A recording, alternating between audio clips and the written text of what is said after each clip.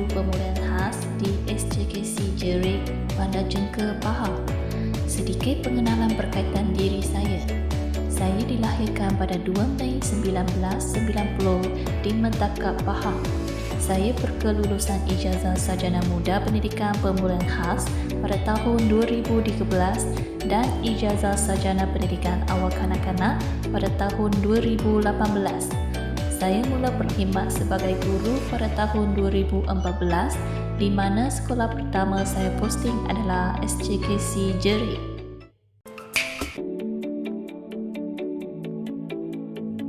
Dari segi pengalaman, saya berkhidmat sebagai guru pemulihan khas sehinggalah kini selama 9 tahun saya mengajar murid pemulihan yang menghadapi kesukaran dalam penguasaan kemahiran asas 3M, iaitu membaca, menulis dan mengira. Sepanjang berkhidmat di sekolah ini, berbagai pengalaman dan kenangan pahit manis yang saya rasai dan semua ini memberi makna yang besar kepada saya. Kebiasaan, guru pemulihan akan dilabel sebagai guru yang tidak banyak kerja, murid sikit, senang mengajar, banyak masa senggang dan sebagainya. Seperti yang kita tahu, bukan mudah untuk menjadi seorang guru untuk mendidik dan mengajar murid. Kita perlu mempunyai sifat sabar dan penyayang serta komitmen yang tinggi. Apatah lagi kita yang digelar sebagai guru pemulihan. Mengajar murid pemulihan khas menuntut kesabaran yang tinggi.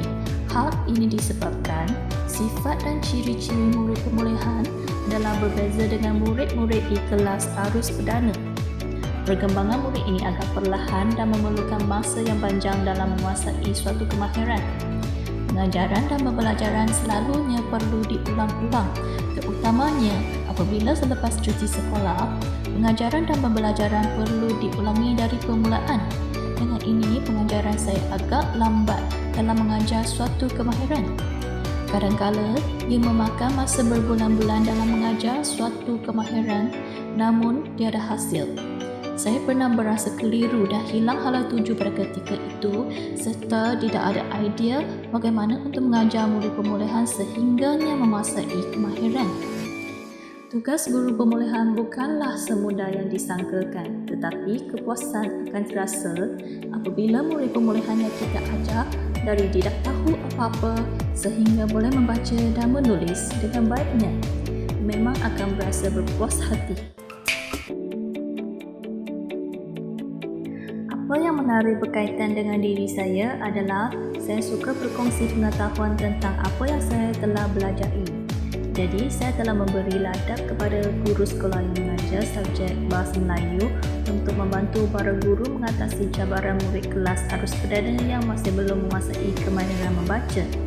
Saya menyediakan sesi latihan kepada para guru untuk memperkenalkan dan menjelaskan kaedah fonetik gabung bunyi.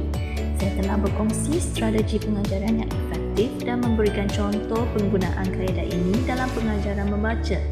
Dalam sesi perkongsian, kita telah berkongsi pengalaman dan masalah yang dihadapi dalam menggunakan kaedah fonetik gabung bunyi ini. Begitu juga saya telah berkongsi bahan bantu mengajar yang relevan untuk membantu para guru dalam mengajar menggunakan kaedah fonetik gabung bunyi.